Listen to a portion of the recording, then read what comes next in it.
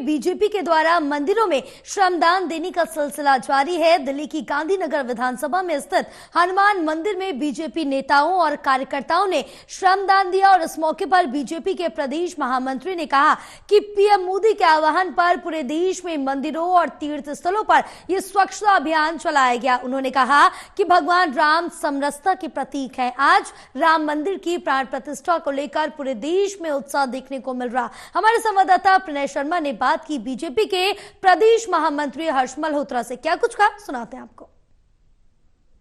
नरेंद्र मोदी के आह्वान पर बीजेपी के द्वारा मंदिरों और तीर्थ स्थलों पर श्रमदान का अभियान लगातार जारी है। इस वक्त हम गांधीनगर विधानसभा में मौजूद हैं और यहां पर आप देख सकते हैं कि गांधीनगर विधानसभा से बीजेपी के विधायक मंदिर में श्रमदान कर रहे हैं। अनिल वाजपेयी यहां मौजूद हैं, उन्हीं के साथ में महामंत्री, प्रदेश महामंत्री भी यहां पर, हर्ष मल्होत्रा भी यहां पर मौजूद हैं, जो कि मंदिर में श्रमदान करते हुए नजर आ रहे हैं। और बीजेपी की तरफ से जो अभियान था वो प्रधानमंत्री के आह्वान के बाद शुरू किया गया था और वो सिलसिला आज यानी 21 तारीख को आखिरी दिन है और वो अभियान अभी भी जारी है।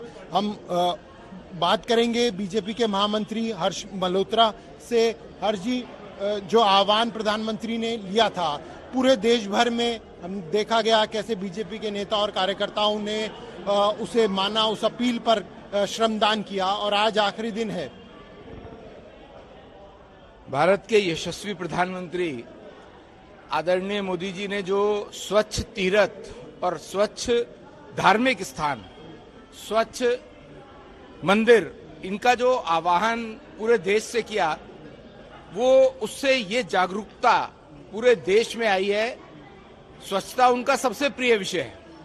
लाल किले के प्राचीर से भी उन्होंने स्वच्छता के बारे में बात की थी और वही बात उनके मन में रहते हुए उन्होंने जो हमारे तीर्थ स्थान और उसके आसपास की स्वच्छता के बारे में बात की, उससे न केवल भारतीय जनता पार्टी का कार्यकर्ता, पूरे देश में, सर्व समाज में ये लगा कि हमारे तीर्थ स्थान, हमारे साधारण छोटे छोटे मंदिर, बड़े मंदिर, सबके आसपास स्वच्छता रहनी चाहिए। स्वच्छता से सैकड़ों हजारों बीमारियां दूर होती हैं। तो प्रधानमंत्री जी के उस आह्वान को मानते हुए, क्योंकि भगवान श्री राम भी समरसता के प्रतीक हैं, उन्होंने शबरी के जूठे बेर खाए, अहल्या माता का उद्धार किया, केवट को गले लगाया। वो निम्न जाति के होते हुए भी भगवान राम ने, तो उन्होंने, भगवान राम ने जो लीलाएं की, विष्णु जी के अवतार थे, समाज में ये संदेश देने के लिए 17.5 लाख वर्ष पुराना भगवान राम का अवतार हुआ था।